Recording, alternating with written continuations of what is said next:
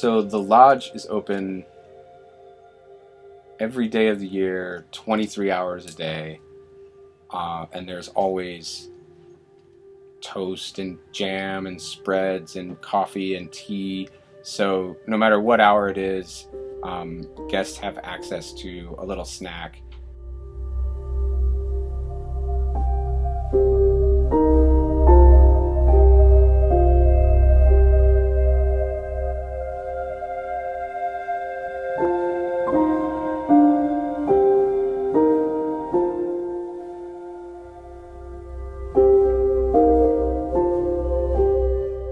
In 2011, Esalen consumed 2,900 pounds of tofu.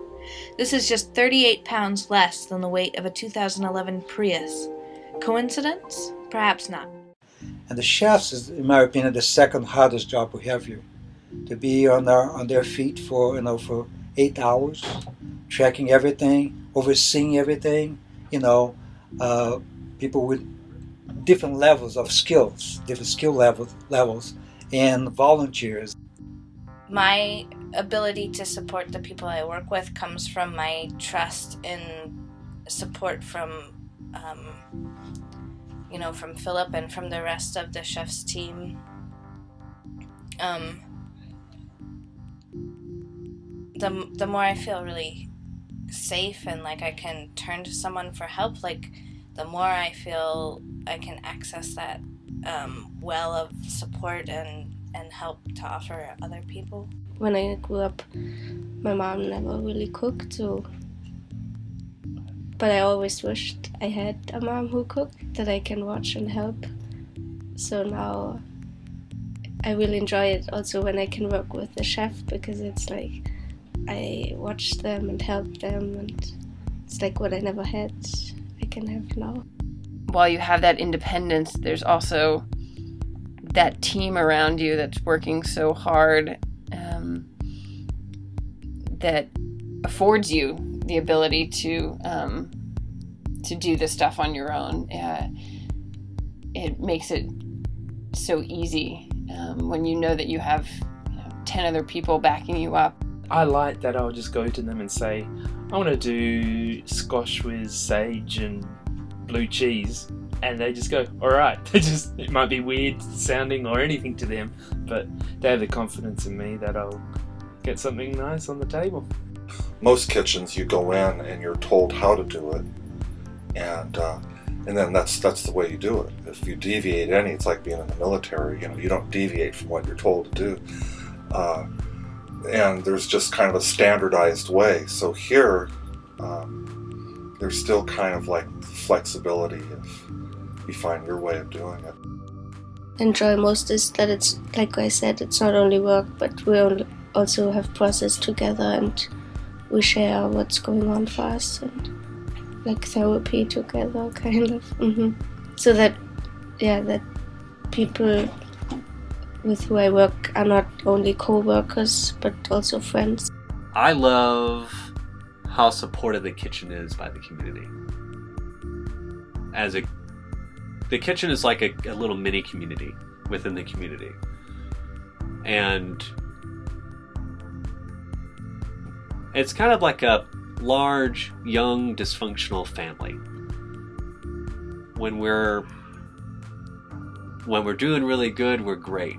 And when we're having a hard time, we are terrible. But we're still a group anyways, and we're still a family, and we'll never disband. Working with the chefs here, they have a lot of knowledge to give, and most of them have been here for some time, so it's not only the knowledge about cooking, it's also about relating. Cooking's half of the job, and like that's kind of hard, like making production style food for like 300 people with people who might not necessarily be strong. So that can be really challenging. You might not have a very strong crew physically, and then the other half of it is just all the crazy stuff that just rolls through. Something breaks, someone doesn't show up, there's a conflict, there's 100 things that could happen throughout the day, and like cooking like takes a back seat sometimes. You're like, okay. Like what I was saying before of the sort of like dual purpose of the kitchen, which is both to feed 300 people 3 times a day at a really high level, and also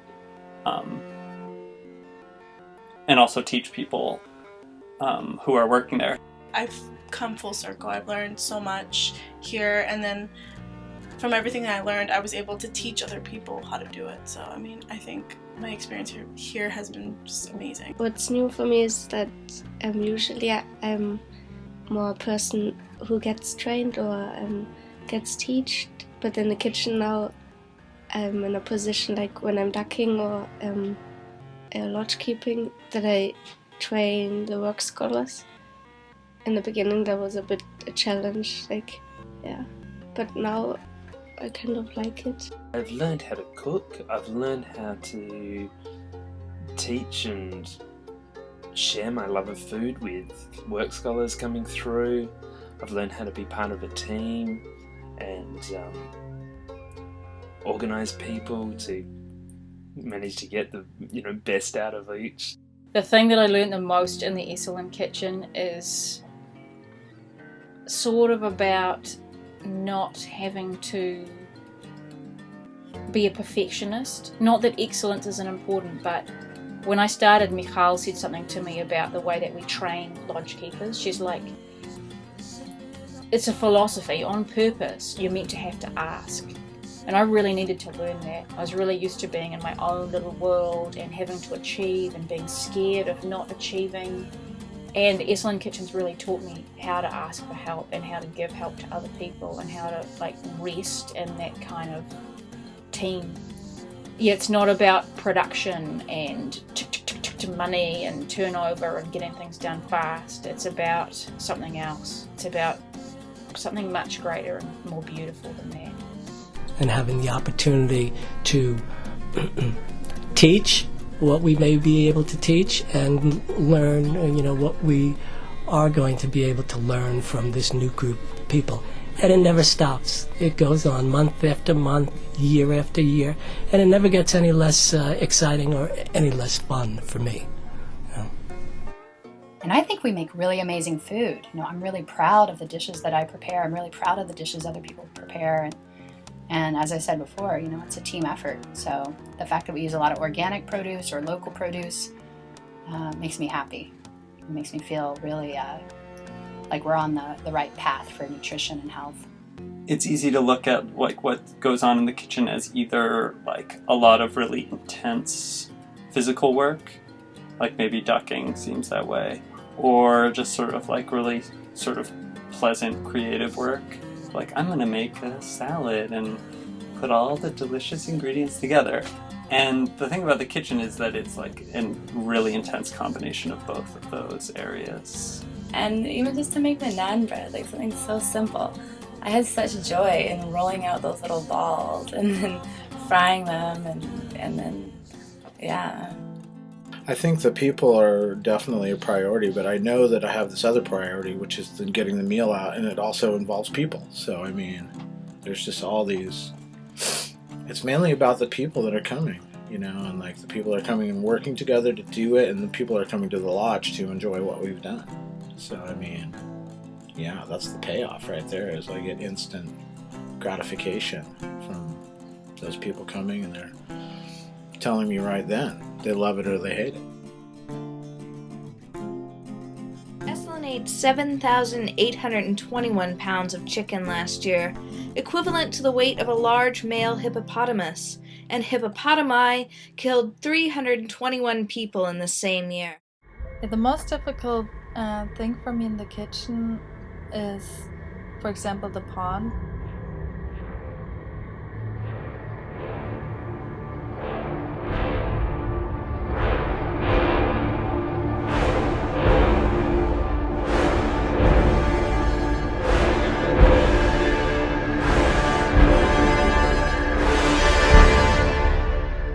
Because there's a high speed of working, dishes coming in, lots of noise. Also, we're working with new people every month, and we have to train them in the beginning, and so as we're having this like really high speed and having to get lots of dishes cleaned in a certain amount of time, there's like, yeah, a way of explaining to the people I'm working with.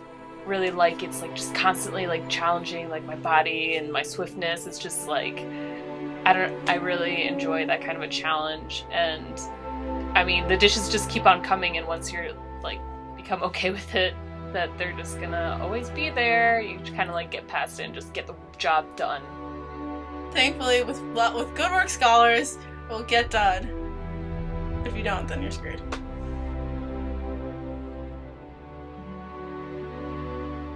The nighttime guys come in and they mop all the areas of the kitchen. They do another pass through the lodge and the bathrooms, and they do the dishes during dinner. And once dinner's over, they have that's really when their shift starts, and they have to break down the whole kitchen. It's super physical work. They pull all of the heavy mats off the floor and clean the floor and all the equipment. And yeah, they're usually done around 11:30 or midnight. And of course, the best music's when the kitchen crew leaves and the ducks turn on their music. And all the time, people are coming up to the door asking, "What is this?" or dancing at the door. And I like to play bluegrass, and so that draws out. If somebody really likes bluegrass, they have to come because they're surprised that somebody's playing that in the kitchen. To kind of get in the flow of the dishes where you're just not really thinking about it, you just kind of grab the right things and put them in the right place, and everything just kind of flows through the pond. Everything comes in and goes through the machine all nice and smooth. Everything gets put away as it comes in. It takes approximately 11 acres of land to grow the 3,950 pounds of coffee we consume in a year, or half the acreage of Alcatraz Island.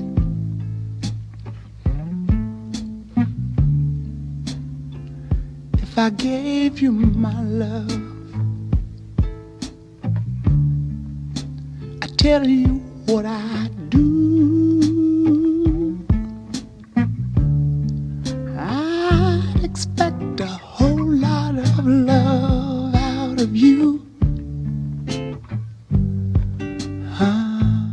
So in the Esalen Kitchen, we make our own bread, our own gluten-free bread, our own yogurt, our own granola. We make dessert every day, and we also make birthday cakes. And in a community of 300 people, it's mostly every day somebody's birthday, so we do quite some cakes. So there's a baker every day in the Esalen bakery, and it can be a chef or it can be an IAS that was trained by Esalen. Some of us have never baked before, like me, and when I was being trained, I thought, how am I ever gonna do this? And then you do it. I'm a strong believer in, just giving that food that loving energy, and that way it tastes good to the consumer, and it makes the consumer feel good. And I think there's already enough negative energy in the world, and so by drawing a heart on the bins of flour or grains, maybe even writing a word, love or bliss or harmony, I think it transmits that food item, that atom, into like a loving, high vibrant energy. It comes from Emoto, for those who are familiar with Emoto, the Japanese scientist in the water crystal. Working in the kitchens made me realise how interdependent all the departments are at Esalen on each other. They couldn't do the work that they do without our meals, and we certainly couldn't put the meals out that we do without the support of other departments. So yeah, I'm responsible for getting the chefs everything they need to make our amazing meals we have. And that includes all the dairy, all the produce, all the meats that we get, the fish, the freshest possible ingredients for the chefs to play with. That's the best part. That's why I'm here. And of course my wife, she's amazing, so. We also work with a alternative high school program in Santa Cruz, and those kids come down and we do cooking classes and farm to table dinners, and they harvest food from the farm, and they prepare meals in a classroom setting and also in our kitchen for the production meals. And we're always looking to do more of that, to partner up with other organizations where we can get people coming here and seeing how we do it, and also going other places and seeing how they do it.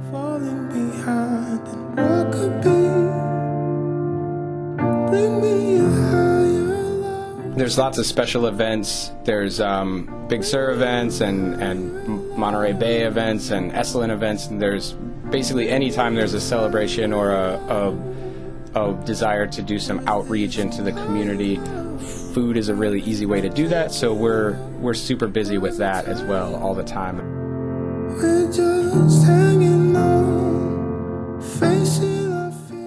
Esalen drank 1,632 gallons of orange juice in 2011. That totals about 1/20th of a second of the average output of the Big Sur River. Less than you thought?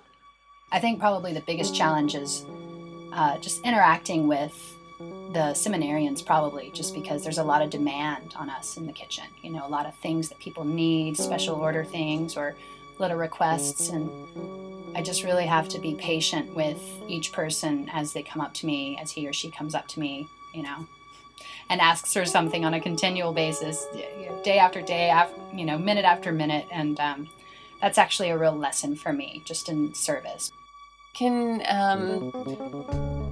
be a challenge when you don't have, a specific ingredient that you were hoping you had for a menu, when someone doesn't show up for a shift, or you're shorthanded, or short produce, or those can be the challenging moments. When I came here, I had no food experience at all, and during my ES, I just got really into cooking and paid attention and asked a lot of questions and read cookbooks and Googled stuff, and then eventually got chef shifts, and now I have a career out of just showing up to work.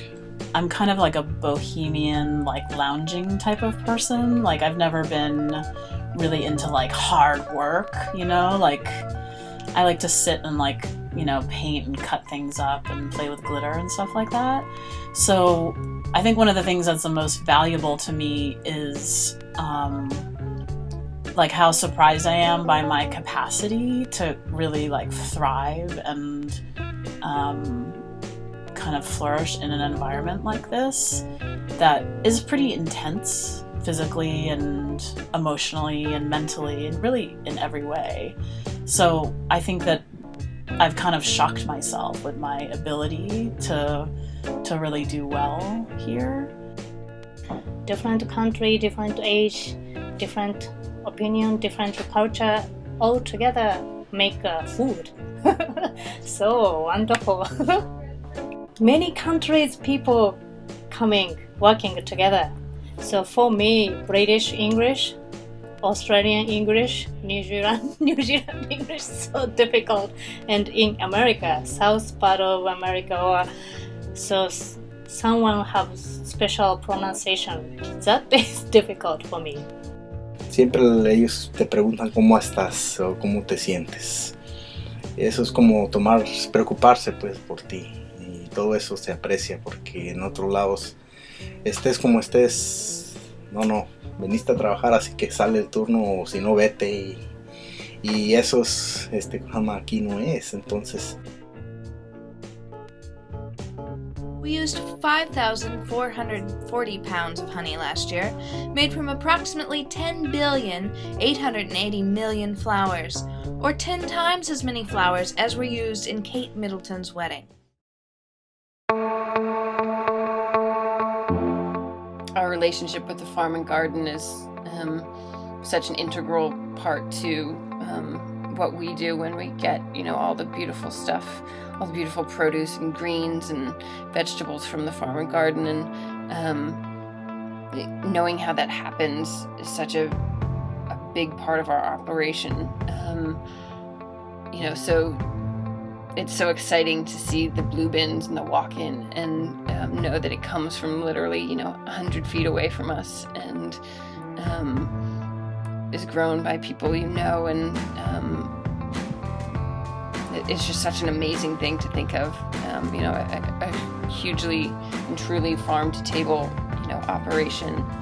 They give us a heads up about what they're going to be planting, winter crops or spring or summer crops, and then we adjust our menu as best we can to work with them so that we serve as much of Esalen's Garden's food as we can to our guests and community. That I was allowed to be myself and allowed to express myself. I've never experienced that in any other kitchen. I never experienced just being allowed to be myself and just allowed to be goofy, stupid sometimes, and serious at the same time, mad at sometimes. I'm really glad that I was able to feel all those emotions and that no one judged me for it. No one really was like, come on, shut up, or suck it up. For one, it's my favorite kitchen. There's like no other one that's better than this. So that's one of my motivations, and also to protect it so other people get to enjoy that and be part of that, which I think is really special. This is how I show my love. Oh, baby, my mind becomes a payment on my ADD, baby.